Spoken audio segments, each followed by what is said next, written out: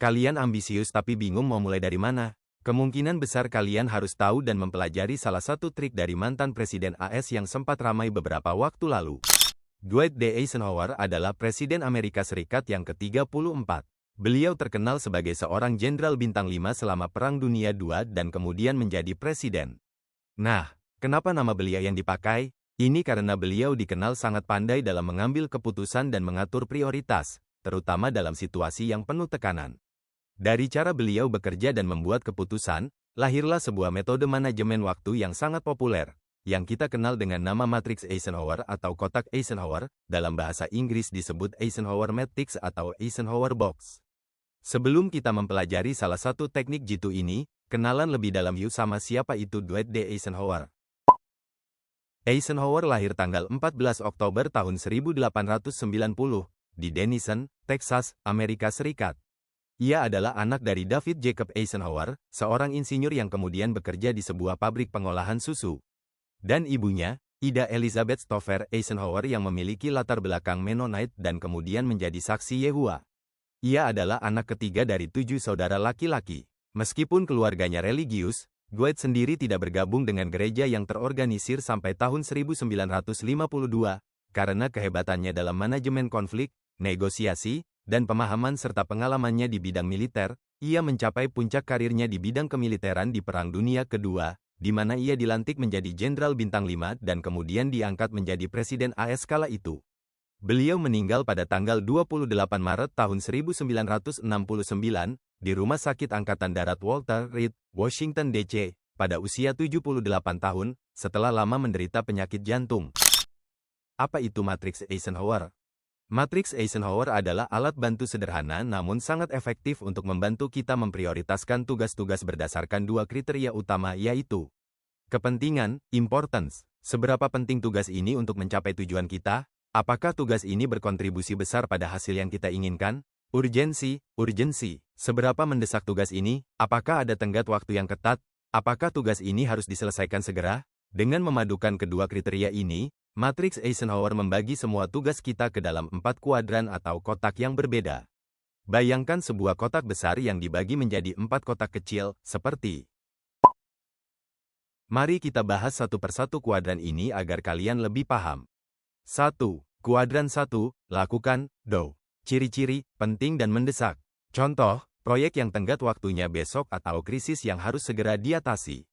Yang harus dilakukan, kerjakan tugas-tugas di kuadran ini segera dan secepat mungkin. Ini adalah prioritas utama yang harus diselesaikan sesegera mungkin karena jika tidak, akan ada konsekuensi serius. Bakal ada rasa malas yang tiba-tiba muncul gitu aja dan pekerjaan ini nggak bakal selesai. 2. Kuadran 2, rencanakan, schedule, plan. Ciri-ciri, penting tapi tidak mendesak. Contoh, biasanya mencangkup pengerjaan proyek jangka panjang, belajar untuk ujian yang masih lama 2 atau 3 minggu lagi, berolahraga teratur, dan mengembangkan keterampilan baru. Yang harus dilakukan, ini adalah kuadran yang paling penting untuk pertumbuhan dan kesuksesan jangka panjang. Tugas-tugas ini tidak harus diselesaikan sekarang, tetapi jika tidak direncanakan dan dikerjakan, suatu saat nanti bisa menjadi tugas yang mendesak dan penting di kuadran 1. Jadi, jadwalkan waktu khusus untuk mengerjakannya. 3. Kuadran 3, delegasikan, delegate. Ciri-ciri, tidak penting tapi mendesak. Contoh, membalas email yang tidak terlalu penting tapi harus segera dibalas. Jika ada asisten, mengangkat telepon dari orang yang tidak begitu penting. Tugas-tugas rutin yang bisa dikerjakan orang lain. Yang harus dilakukan, jika memungkinkan, serahkan tugas ini kepada orang lain.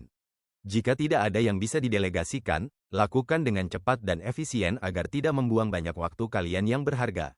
4. Kuadran 4, hilangkan, eliminate. Ciri-ciri, tidak penting dan tidak mendesak. Contoh, bermain game terlalu lama, scrolling media sosial tanpa tujuan, menonton acara TV yang tidak memberikan manfaat. Yang harus dilakukan, singkirkan tugas-tugas ini.